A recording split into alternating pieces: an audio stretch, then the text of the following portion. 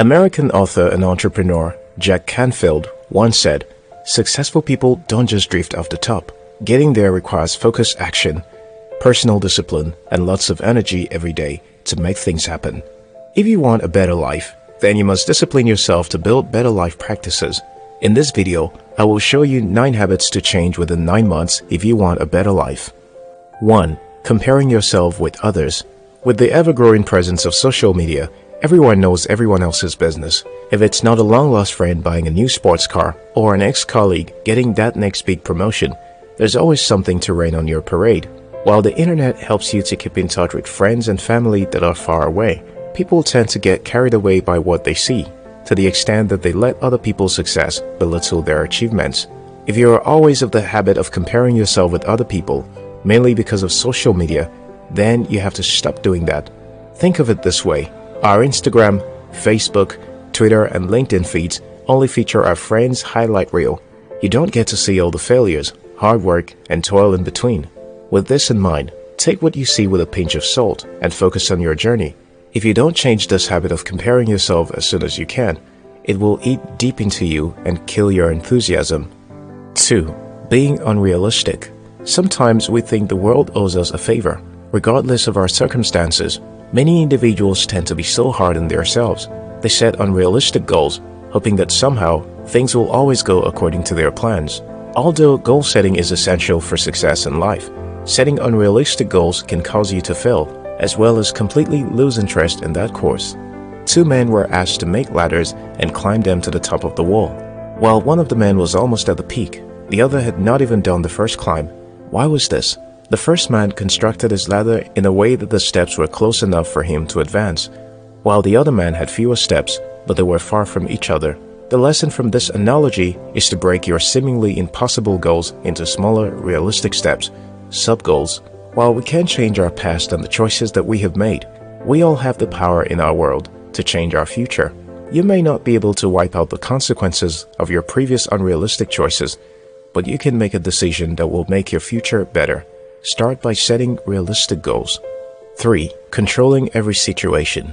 Most times, we forget that we are humans and try to act like a superhuman, wanting to control every situation.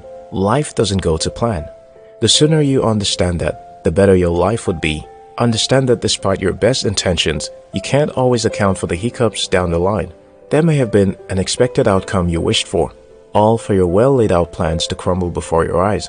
The idea here is grounded in the knowledge that you have the final say in life unfolding events. Well, you don't. When events happen that you do not plan for, acknowledge the fact that things do not always have to go your way. The future remains uncertain, no matter the plans you put in place. In his book, The 5 Things We Cannot Change by David Richo, that suggests that we refrain from the notion of assuming control by adopting an alternative view. In his words, we do not let go of control, we let go of the belief we have control. 4. Jumping into every online class. Mexican director, producer, and screenwriter Alejandro González Iñárritu once remarked, "Too much knowledge and analysis can be paralysis. Surprised? Well, even though taking online courses can be necessary for your personal development, they can also be a distraction to you. Be open to learning, but don't just jump into a course only because it interests you. It is not just about getting knowledge, you should be able to apply it. In the next 9 months, stop taking every course you see online. Draw out a monthly or quarterly plan for yourself, and for each month or quarter, choose a particular aspect of your life to develop. Focus on that alone until you are done. By so doing, you will be able to measure your growth accurately."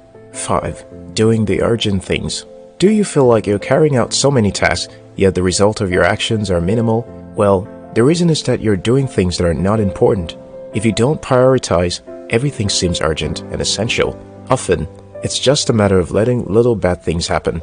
Return a phone call late and apologize, pay a small late fee, lose an unreasonable customer, etc. to get the big important things done. Trying to fix things as they arise only makes you busy, not productive.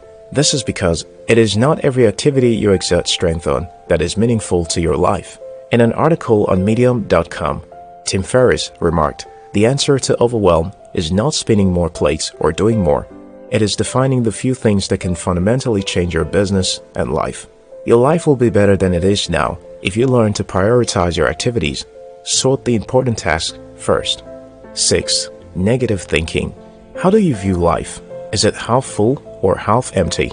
In every situation, there are two ways you can react. Zoom down to the problem areas and lament about how things aren't the way you want, or celebrate the places that are going well and work on making everything better. Many of us see the importance of doing the latter, but in practice, we do the former. Why, though? The truth is that criticizing and focusing on the negatives is easy, but it doesn't empower nor inspire us to do better. If you have the habit of seeing situations in a negative light, then you cannot get the best out of life. Make a change for every negative encounter you run into. First, identify the things that are good about it. Practice doing this for 1 week, and by the end of the week, you'll find that your first instinct is to think positive, not negative. 7. Emailing first thing in the morning and last thing in the evening.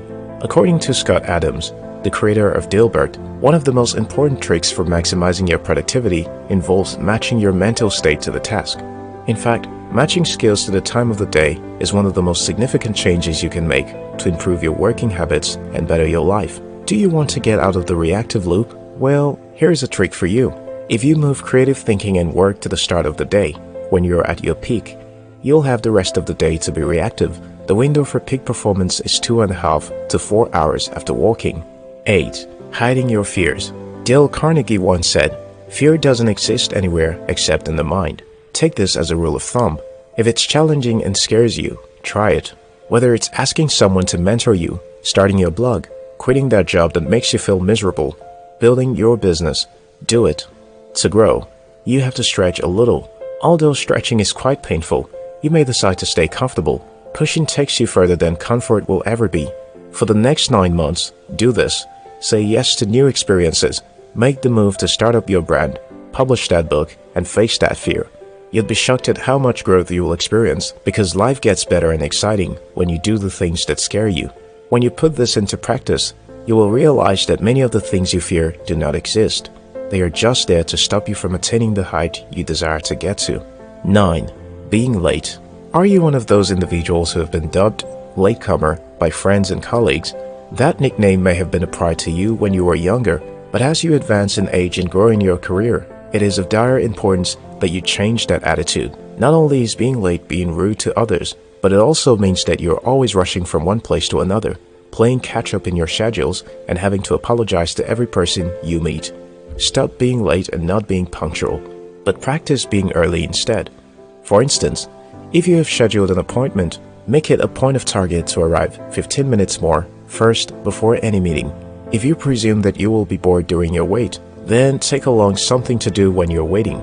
If you do not pay attention and change your late-coming character, you will end up missing juicy opportunities. As much as you have decided to be a part of that meeting, it is better to be earlier than to be late. The difference between the successful and the miserable is not based on the resources at hand. It is a function of habits, formed and broken.